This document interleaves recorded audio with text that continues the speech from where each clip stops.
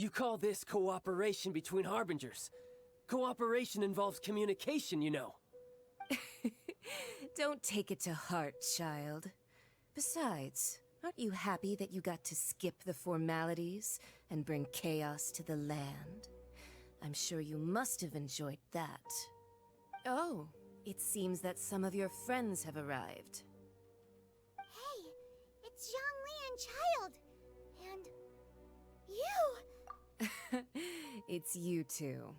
I believe we've met once before. In the city of Bards, was it? I'm glad you still remember my name. Ah, right. I imagine that it must have been rather hard to forget watching helplessly as something precious was snatched away from your friend.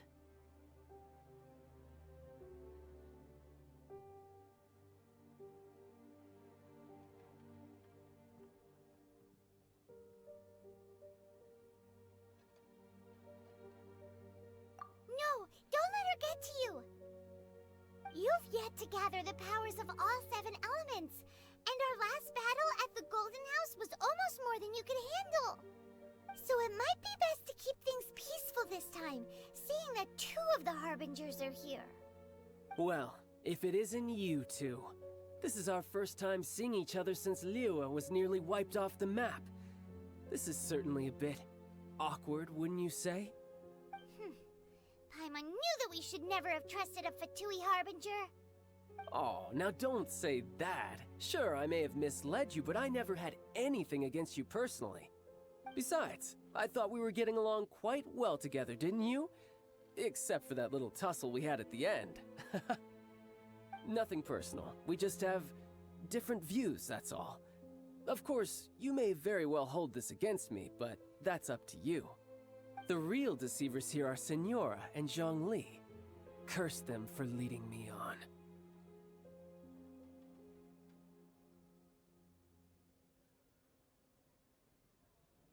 So actually, I think... Stop wasting time, child. There'll be plenty of time to chat once I'm through here. You remember the agreement, Morax. Now, if you would be so kind. The Gnosis, please.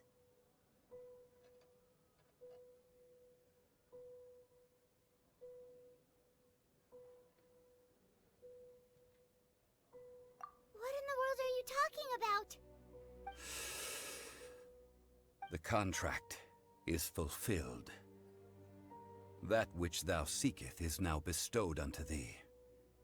For my promise is solid as stone.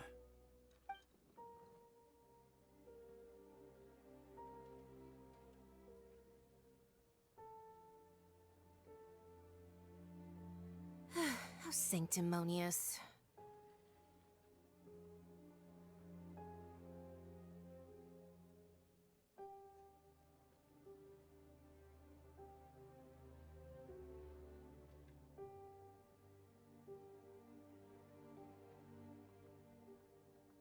What? So you're the Lord of Chiao? No, wait. That's an exciting twist and all, but why give the Gnosis to the Fatui? I do not give it for free. I give it as agreed upon in the contract. For it is a matter solely between the Tsaritsa. Yeah, you don't think you went a little bit too far with that whole fake death thing?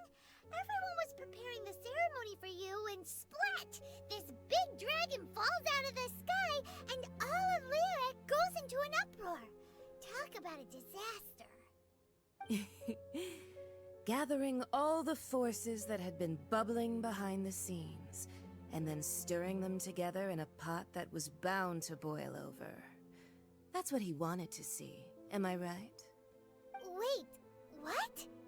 Perhaps it's best that I explain. As you know, I've dwelt upon this world for more than 6,000 years. It is now 3,700 years ago that I founded Liua together with the Adepti. Even boulders that can withstand whirlpools will erode with the passing of time. I kept convincing myself that cracks had not begun to form, and that the end of my time had not yet come. Until one drizzly day, as I was strolling along the harbor, I heard a merchant tell one of his workers, "You finished your duties. Go ahead and call it a day."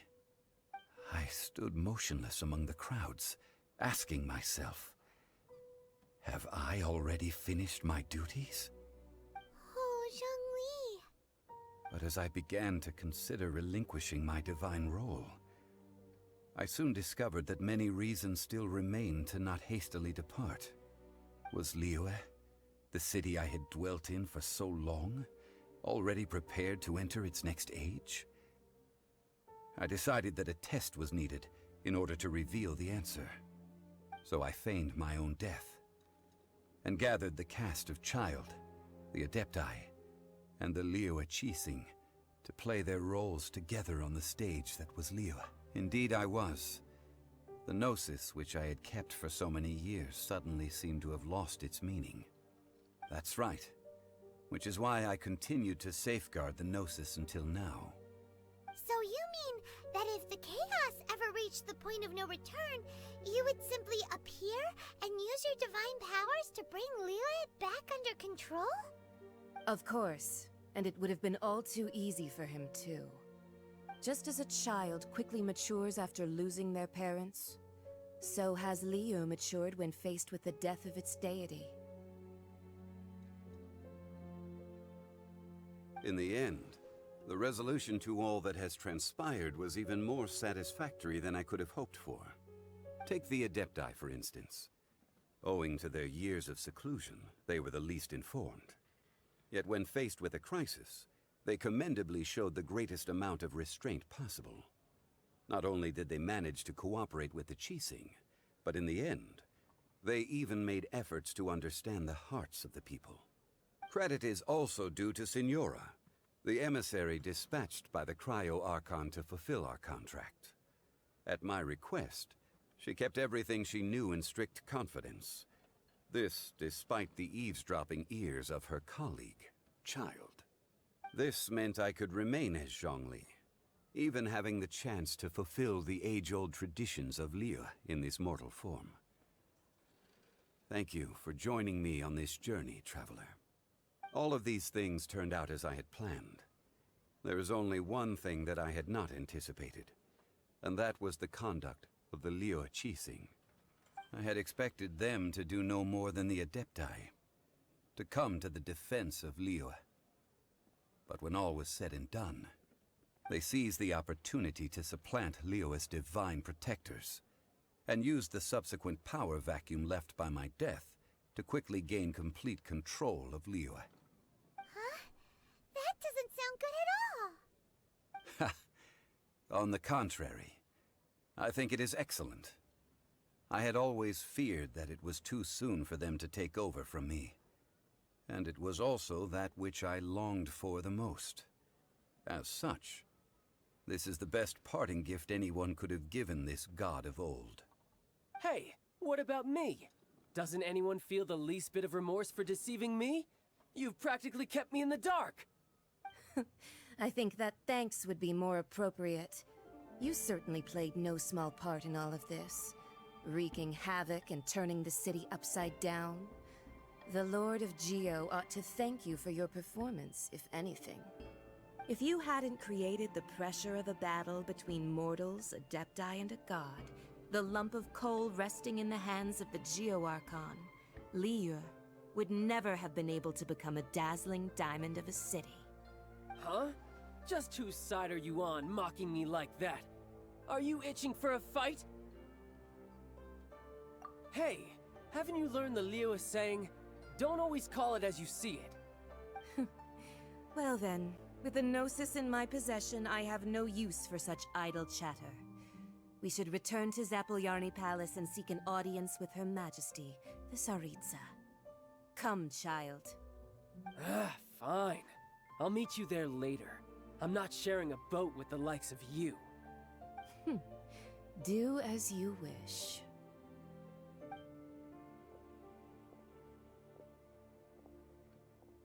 Now then, is there anything else you wish to ask me?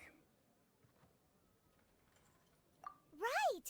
As Zhongli always told us, a good trade is a fair trade. Paimon has no idea what could be a good trade for a gnosis. Realistically speaking, there is no such thing. Huh? However, I am the god of contracts. For thousands of years, I have made countless contracts. If the deal was of no benefit, then I certainly would not be inclined to agree to it. My agreement with the Cryo-Archon will be the last of my contracts as the Geo-Archon. My contract to end all contracts. As for the bargaining chip that the Tsaritsa used to balance the scales, uncover that answer for yourself in your future journeys.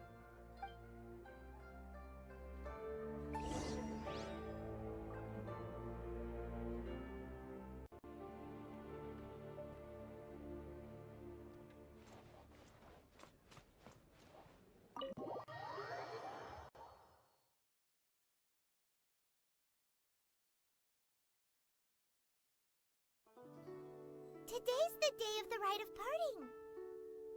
Although the star of the show is fake, we've spent so much time trying to organize it, it would be a real shame not to go there now.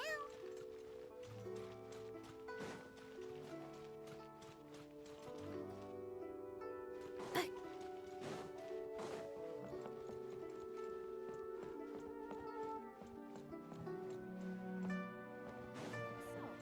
you buying or not?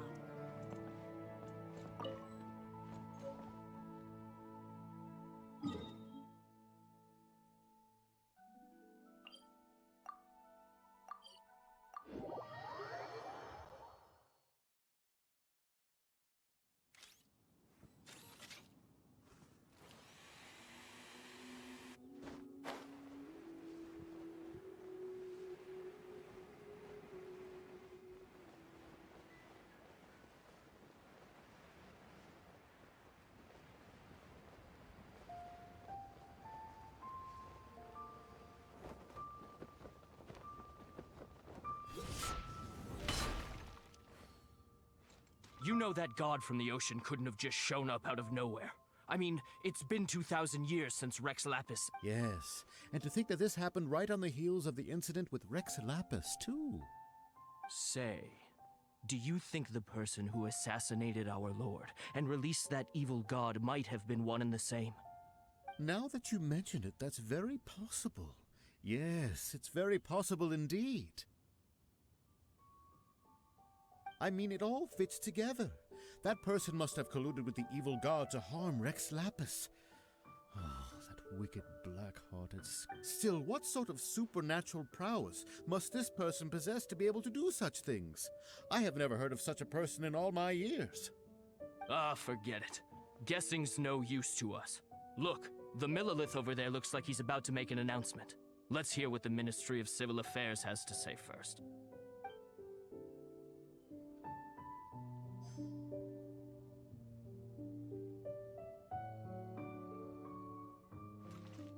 Accelerating. Oh, well, since we're going through with this rite of parting, I guess it means that those rumors hit the nail on the head. So Rex Lapis is really... But they didn't catch the culprit, did they? Oh, come on. Do you think that the assassin could have been a normal person? You know what I think. I don't think any of the gossip on the streets you hear from those shady types is worth anything. There's only one real possibility in my mind. I've heard that the assassin was that Fatui fellow. Youngish, pretty high in rank. I think they called him Child.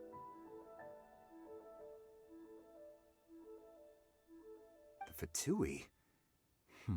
They certainly are very suspicious. Who knows what those greedy, crooked folks... Shh! Lower your voice. If the Fatui catch you in their sights, Rex Lapis won't be around to protect you this time.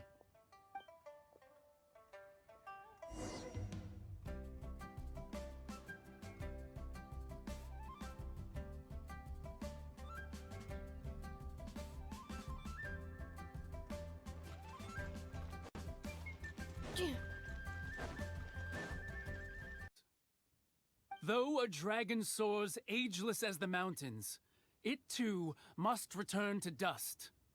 This is common knowledge. Gods and Adepti live glorious lives, But both light and shadow have their season. So too must they face divinely appointed trials. Rumors and hearsay abound on the streets that Rex Lapis was murdered. Now, let the truth be revealed. Having been thwarted in his trial, Rex Lapis's soul has recouped the celestial heights. He beseeches the people of Liyue to grieve not and to let not their hearts be saddened. Nor are they to believe street-born rumors or indulge in baseless speculation.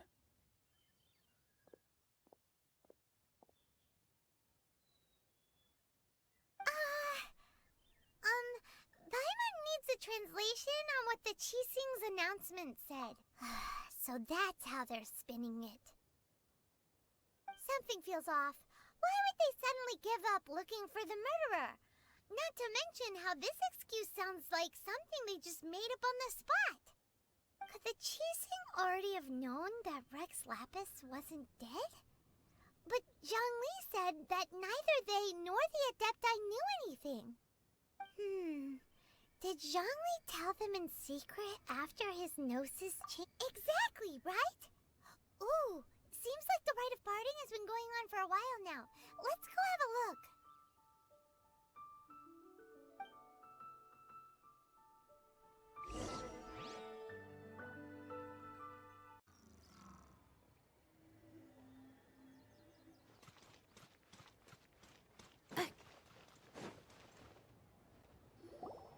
Look, it's Ningguang and Keqing. Are they saying something? Are their speeches over? As said previously, Rex Lapis's soul returning to the heavens is the end of the contract. And it is also the end of an era. 3,700 years of contracts burnt and reduced to ash. We, the people of Liyue, were indeed prosperous. But blinded by our prosperity, we forgot that time can be pitiless. The long, unending dream of our Archon walking among us. Now that we have awoken from our dream, we must learn to say farewell. Will you stand with us as we re-establish our contracts? As we build a new age of prosperity? So concludes the words of Her Eminence the Tianquan. Does Her Eminence the Yuheng have anything to add?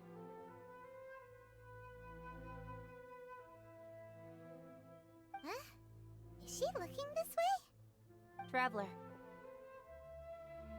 Yikes! She really is looking our way! Is that the traveler who they say defeated the ancient god? So young. The Liyue Qixing always repay their debts. And as you have heard, our eyes see far and our reach is long. Name your price. You deserve that much. Whoa!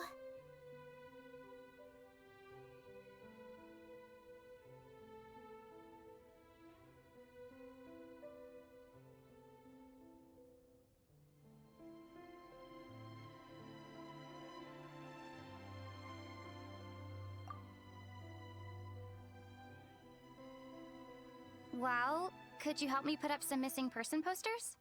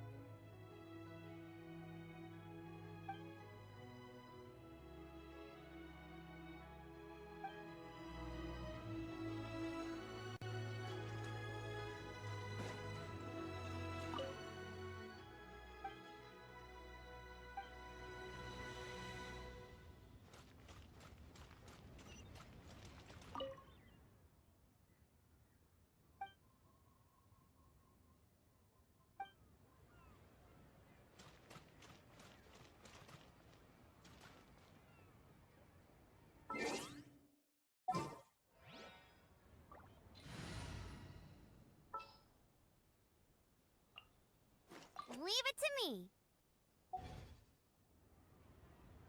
Cleanup sequence in progress. Based on data from past incidents, please avoid...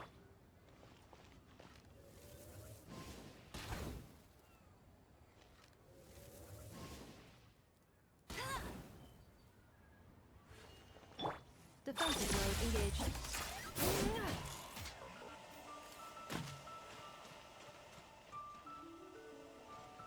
The cleanup of the premises, managing the crowds as they exit, making an account of the right? There's much...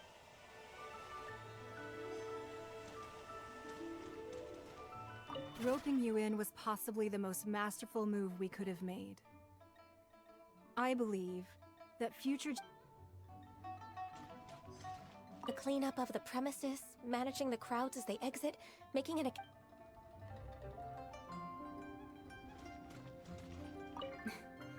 Why, you... Were you just... If you were looking for someone, you could have just...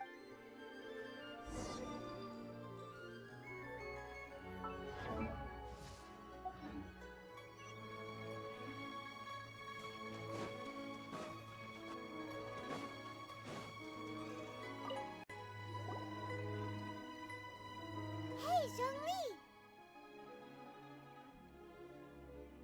Look at this. Everyone in Liyue is caught up in their emotions, thinking that they'll never see Rex Lapis again. And here you are looking all relaxed. Why would I not feel more at ease after laying down the burden I have borne for 3,700 years? Right. If the two of you can spare the time, I should treat you to a meal at the Shinya kiosk. Ha! That sounds like big talk, Zhongli. Paimon might have believed you if you were treating us to some third-round knockout, but you'd have to pay out your nose just to stand inside Shinya kiosk. Are you sure you can afford it? You're right. I do like the Mora.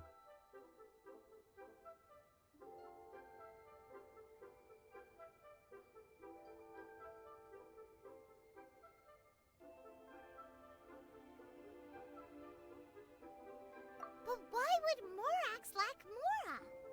As the Rex Lapis Morax, I can easily create Mora. But since I have chosen to walk this earth as the mortal Zhongli, I should abide by the same rules that mortals do. When I was journeying with you, though I still had the Gnosis in hand, I knew that I must soon retire from my role as an Archon, so I had to rehearse a little for my new life. Oh, no wonder! Paimon gets it now. You didn't look at the price tags when we were spending because you've never had to. But since you weren't used to not being able to just make more Mora as and when you wanted to, you had to try becoming a parasite to society who lives off of other people's credit. Well, we were only spending Fatui money. You don't have to say it like that. In the City of Commerce, we do not merely exchange money or goods. We also exchange knowledge, memories, and foresight, as well as positions, roles, and lives. The Archon Morax could never experience life as the true mortal Zhongli could, no matter how many times he descended to be with his people. I must thank you for that. I will treasure the memories that I made as Zhongli, traveling the streets of Liyue with you. That is true. But there is no journey that does not end. No meetings without partings. Paimon thinks that we should make a move and continue our search for the Seven. I fear that continuing your journey may be difficult. The nation that neighbors Liyue by sea, Inazuma, is presently Yes, the nation has been closed by order of its deity, the Electro-Archon Ball. And just as the people of Liyue preferred to call me Rex Lapis, she too goes by another name among locals in Inazuma. Paimon thinks we've heard that one before. Raiden? That is the case. And since Raiden is also the Shogun of Inazuma, people call her the Raiden Shogun. That said, though people at the wharf were saying that the situation in Inazuma is very tense, Paimon doesn't remember that always being the case. It wasn't that bad last year. Zhongli, since you're Rex Lapis, shouldn't you know something about what's happening there? Just how did Inazuma become a closed nation? It's because of visions. Visions? When faced with circumstances beyond their control, humans often bemoan their lack of power.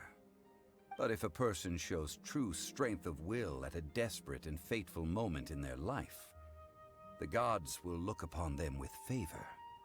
This is what visions are. Magical foci bestowed upon those who have been acknowledged by the gods. Uh-huh. That's how people in Teyvat see it. But starting from last year, the Raiden Shogun began promulgating the Vision Hunt Decree.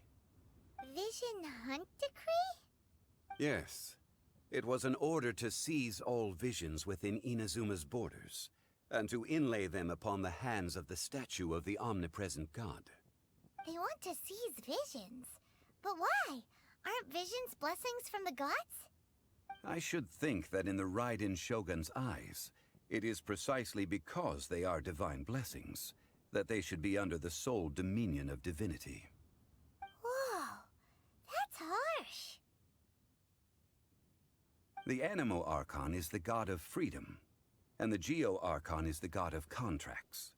For her part, the Raiden Shogun is the god of eternity. It seems as though she has finally decided to eliminate any unstable elements that could pose a threat to her eternal realm. The fact that even I, the oldest of the seven, have now passed away, will only strengthen her resolve to pursue eternity. Knowing her, she must have again quoted that adage she is most fond of when proclaiming that decree to her people.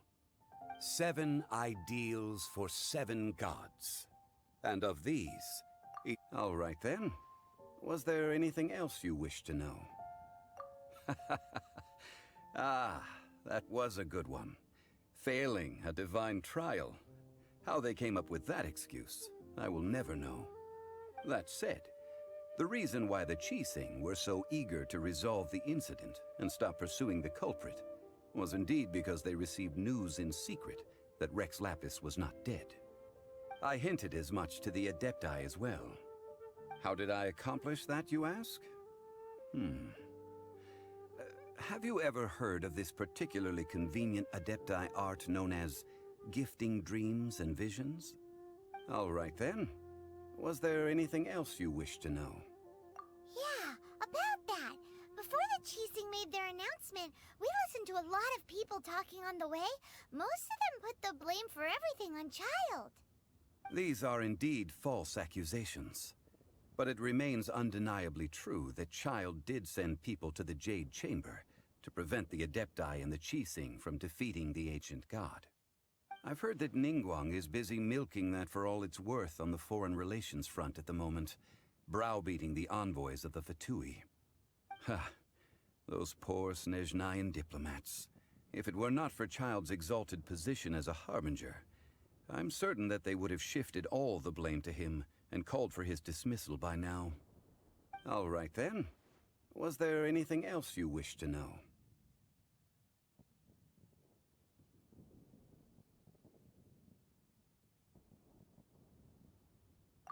The time of the Adepti has long passed. If even the Liyue Qixing don't want to face that truth, then what future is there for Liyue? Kuching is absolutely right in saying this.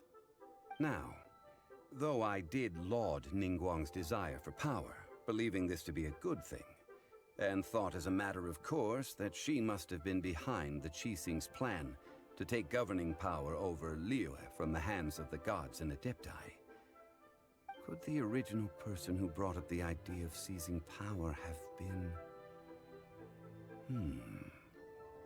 All right then. Was there anything else you wish to know?